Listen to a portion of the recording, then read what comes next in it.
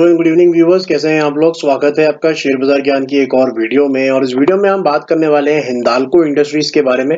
Share लगभग 6% टूट गया आज के सेशन के अंदर में।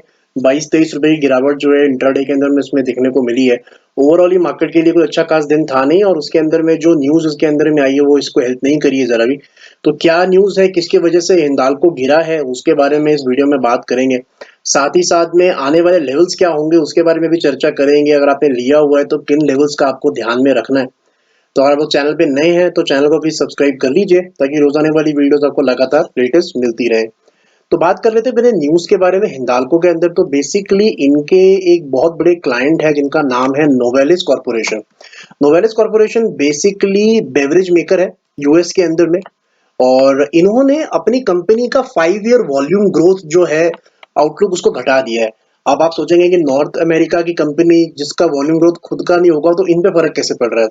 देखिए बेसिक चीज है कि हिंदाल्को जो है आपको पता होगा कि कैन्स बनाती है, एल्यूमिनियम के कैन्स बहुत ज्यादा इनका एक मार्केट है बनाने का। और नोवेलिस कॉर्पोरेशन जो है इनकी एक बहुत बड़ी क्लाइंट है। और जैसे ही आप ऑब्वियसली बात है, अगर जो बेवरेज कंपनी है वो अपना बेवरेज नहीं बेच पाएगी, जैसे हमारे यहाँ पे कोक पेप्सी ड्यू बिकता है, वैसे अगर ये जो ड्रिंक बनाते हैं अगर वो ड्रिंक नहीं बिकेगा तो ऑब्वियसली जो कैंस लगने हैं उस ड्रिंक को बनाने के लिए वो कैंस भी कम लगेंगे। और इसी का रीजन ये है कि हिंदाल्को के अंदर में आज एक लगभग 6% का कट आपको देखने को मिला है।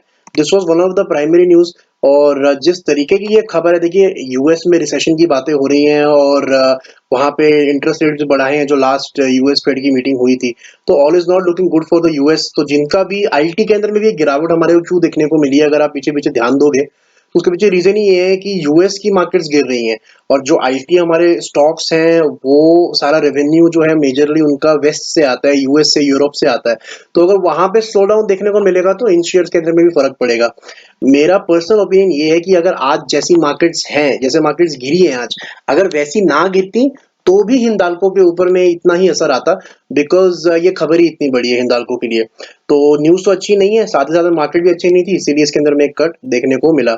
अब हम लेवल्स की बात करेंगे तो लेवल्स की देखिए दो चीजें हैं। पहले तो आपको इसके अंदर में डेली चार्ट देखना चाहिए और उसके बाद में वीकली चार्ट देखना चाहिए। तो पहले हम वही करेंगे, पहले हम डेली चार्ट देखेंगे हिंदाल्को का। तो देखिए इसके अंदर में जो चीज मुझे अच्छी नहीं लग रही है हिंदाल्को के अंदर में, वो सिंपल सी ये है कि जो दो एवरेजेस मैं यूज करता हूँ, this one is the 200 daily moving average. अगर आप पहले मेरी वीडियोस देख चुके हैं तो आपको पता होगा अच्छी तरीके से कि कौन सी दो एवरेजेस मैं यूज करता हूँ। ये 200 डेली मूविंग एवरेज है और ये 20 डेली मूविंग एवरेज है। अब हमेशा जब भी मैंने ये बात करी कि जब भी इन दोनों एवरेजेस के बीच का गैप कम होता है तो एक ट्रेंड की शुरुआत होती है। जैसा हमारे को यहाँ पे देखने को मिल रहा है कि रिलेटिवली जो इन दो एवरेजेस के बीच का गैप है वो कम है, साथ ही साथ जो 20 मूविंग एवरेज है वो नीचे की तरफ शेप कर रही है। तो इसका मतलब क्या है कि एक नीचे के ट्रेंड की शुरुआत है। अगर आप यहाँ पे भी फोकस करोगे, जो मई के अंदर में एक फॉल देखने को आया था उसके उस टाइम पे भी ये गैप इतना ही कम था। और उसके बाद में रिवर्स कब होता है, जब ये गैप बहुत ज्यादा बढ़ जाता है। तो बहुत ज्यादा गैप बढ़ने के लिए स्टॉक को नीचे जाना पड़ेगा, जैसे ये मई जून के अंदर में गया था। और उसके बाद में आपको एक रिकवरी या थोड़ा एक बाउंस बैक देखने को मिल सकता है।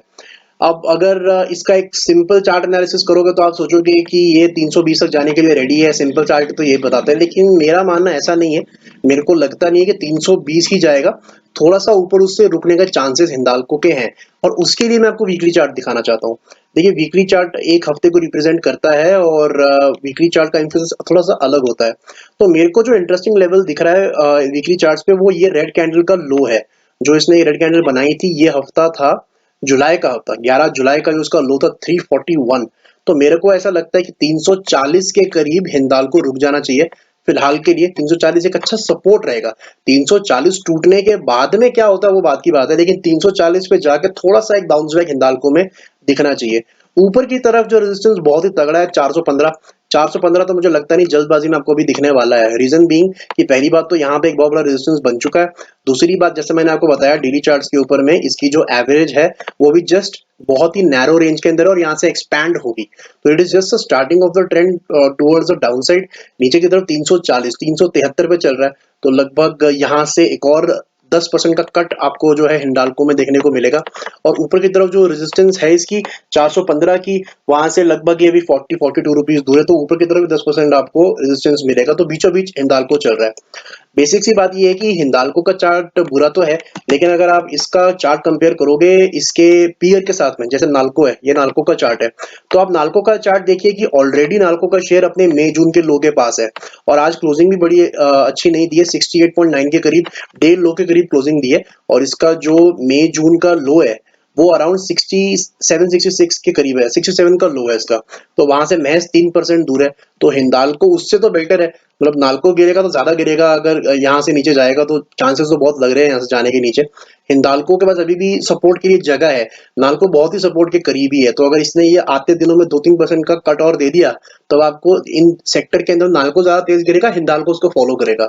सो ये है हिंडाल्को के ऊपर मेरा एनालिसिस।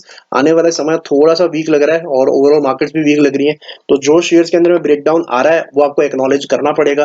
अगर आपने खरीदा हुआ है तो आपको मैंने सपोर्ट लेवल्स बता दिया है, अपनी कंफर्ट के हिसाब से आप एग्जिट ले सकते हो। अगर आपको लंबे समय के लिए आपने लिया तो एग्जिट लेने की ऐसा कोई जरूरत नहीं है, लेकिन अगर आपने लिया है स्विंग ट्रेडिंग के लिए तो स्टॉप लॉस अगर मिल रहा है तो आप काट के बाहर निकल सकते हैं, बिकॉज नीचे के लेवल्स आपको और देखने को इसमें मिलेंगे। तो दोस्तों ये था मेरा एनालिसिस ऑन हिंडाल्को। कोई सवाल है आपका किसी और पर्टिकुलर शेयर के बारे में तो आप कमेंट सेक्शन में बता सकते हैं। मैं मिलूंगा आपसे अपनी अगली वीडियो में, तब तक आप अपना ख्याल रखें and all the best guys.